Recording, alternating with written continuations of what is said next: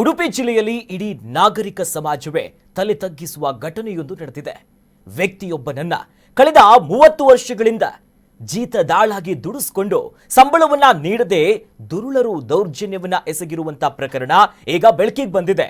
ಉಡುಪಿ ಜಿಲ್ಲೆಯ ಕುಂದಾಪುರದ ಹೆಮ್ಮಾಡಿಯಲ್ಲಿ ಈ ಘಟನೆ ಈಗ ಕಂಡು ಬಂದಿರೋದು.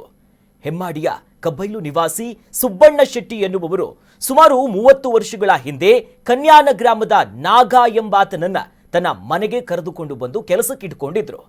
ಇನ್ನು ಈ ಸುಬ್ಬಣ್ಣ ಶೆಟ್ಟಿ ಮೃತಪಟ್ಟ ನಂತರ ಅವರ ಮಗಳು ರಜನಿ ಶೆಟ್ಟಿ ಮತ್ತು ಅವರ ಅಳಿಯ ಕರುಣಾಕರ ಶೆಟ್ಟಿ ನಾಗಪ್ಪನನ್ನ ಮನೆಯಲ್ಲಿ ದನ ಕಾಯೋದಕ್ಕೆ, ತೋಟದ ಕೆಲಸ ಮಾಡೋದಕ್ಕೆ ಇಟ್ಕೊಂಡಿದ್ರು.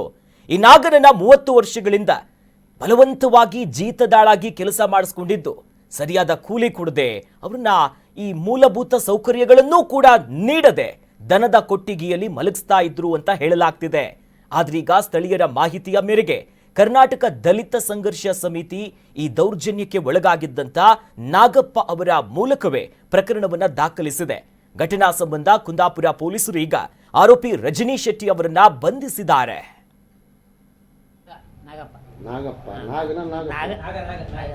ನಿಮ್ಮ ಊರೆಲ್ಲ? ಅಲ್ಲೇ ಪಕ್ಕದಾಗೆ. ಎಲ್ಲಿ? ಕನ್ಯಾನ. ನಿಮ್ಮ ತಂದೆ ಹೆಸರು? ತಂದೆ ಹೌಳಿಯಪ್ಪ ಬಾರಂದಡಿ ಅವರು. ಬಾರಂದಡಿ. ತಾಯಿ ಹೆಸರು? ತಾಯಿ ಹೊನ್ನಮ್ಮ. ಹೊನ್ನಮ್ಮ. ಅಲ್ಲಿಗೆ ಆದಿ ಮನೆಯಲ್ಲಿ ಯಾರು? ನೀವು ಎಲ್ಲಿ ಕೆಲಸ ಮಾಡ್ತಾ ಇದ್ದೀರಿ? ಅದೇ ಅವ್ರ ಮನೇಲೆ. ಯಾರ ಮನೆ? ಶಾನ್ ಶೆಟ್ ಮನೆಯಲ್ಲೇ ಕೆಲಸ ಮಾಡೋದು. ಯಾರ? ಶಾನ್ ಶೆಟ್. ಶಾನ್ ಶೆಟ್. ಶಾನ್ ಶೆಟ್. ಒಬ್ಬರು ಸುಬ್ಬಣ್ಣ ಶೆಟ್ ಅಂತಾರೆ, ಅವ್ರ ಅಪ್ಪನ ಹೆಸರು ಏನೋ. ಶಾನ್ ಶೆಟ್ ಅಂದ್ರೆ. ಶಾನ್ ಶೆಟ್ರ ಮನೆಯಲ್ಲಿ ಕೆಲಸ ಮಾಡ್ತಾ ಇದ್ರಿ. ಅವರು ಎಷ್ಟು ವರ್ಷದಲ್ಲಿ ಕೆಲಸ ಮಾಡ್ತಾ ಇದ್ರಿ? 30 ವರ್ಷ ಆಯ್ತು. 30 ವರ್ಷ ಆದಕ್ಕೆ ಅದೇ ಯಾವ್ದು ದಿನಕ್ಕೂ ಇಲ್ಲ ಇರಂದ್ರಲ್ಲ, ಅಕ್ಕಪಕ್ಕ ಇದ್ದಾರೆ ಸಹ ಇಲ್ಲ, ಹೊಡಿ ಹೋಗ್ಲಿದ್ದಂಗೆ ಇದ್ದದ್ದಲ್ಲ. ಹಾಗಾಗಿ ಇದ್ದದ್ದು ಜದ್ದಿ ಕೆಲಸ ಇದು ಮಾಡ್ಕೊಂಡು ತೋಟ ಕೆಲಸ ಮಾಡ್ಕೊಂಡು ಇದ್ದದ್ದು. ಮತ್ತೆ ಅಂತ ದೂರ ಹೊರಗಿರುವುದೇನಿಲ್ಲ ಅಂಗಳದಲ್ಲಿ.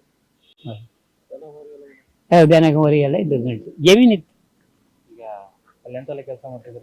ಅದು ಜಗ್ದಿ ಕೆಲಸ, ತೋಟದ ಕೆಲಸ, ಕೊಟ್ಟಿಗೆ ಹಾಕ್ಬೋದು, ಮನೆ ಕೆಲಸ ಅಂದ್ರೆ ಎಲ್ಲ ಇರುತ್ತಲ್ಲ, ಎಲ್ಲ ಇರುತ್ತಲ್ಲ ಅಷ್ಟೇ.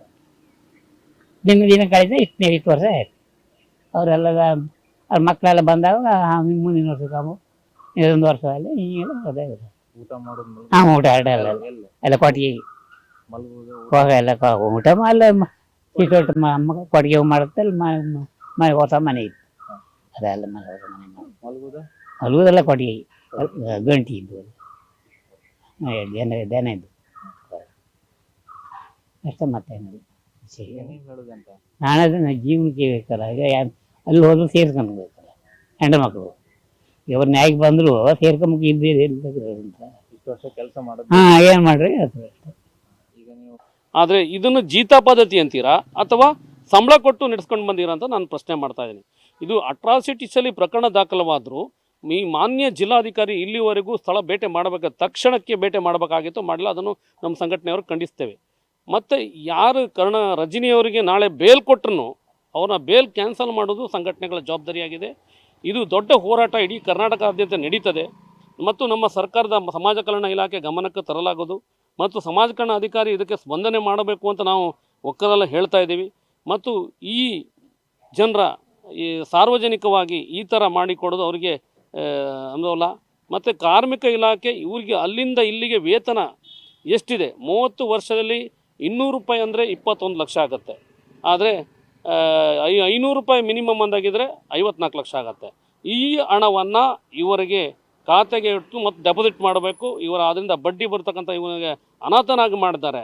ನಿಜವಾಗಿ ಸರ್ಕಾರ ಮತ್ತು ಈ ಕಾನೂನು ಇಲಾಖೆ ಇವನನ್ನು ಅನಾಥನಾಗಿ ಮಾಡಬಾರ್ದು ಅಂತ ನಾನು ಒಂದು ಇವರ ಕಾನೂನು ಇಲಾಖೆಯ ಮತ್ತು ಇವರೆಲ್ಲರಿಗೂ ಮನವಿ ಮಾಡ್ಕೊಳ್ತೇನೆ. ಬಹುಶಃ ಇದು SC/ST ಆ್ಯಕ್ಟಲ್ಲಿ ಇರೋದ್ರಿಂದ ಇವನಿಗೆ ಪರಿಹಾರ ಮತ್ತು ಪುನರ್ವಸತಿ ಮಾಡಬೇಕಾಗಿತ್ತು. ಪರಿಹಾರ ಪುನರ್ವಸತಿ ಮಾಡಬೇಕಾದ ಇಡೀ ಜಿಲ್ಲಾಧಿಕಾರಿಗಳು ಮತ್ತು ತಾಲೂಕು ಆಡಳಿತ ಮತ್ತು AC ಅವರು ತಕ್ಷಣಕ್ಕೆ ಭೇಟಿ ಕೊಡಬೇಕಾಗಿತ್ತು. ಇನ್ನೂವರೆಗೂ ಭೇಟಿ ಕೊಟ್ಟಿಲ್ಲ.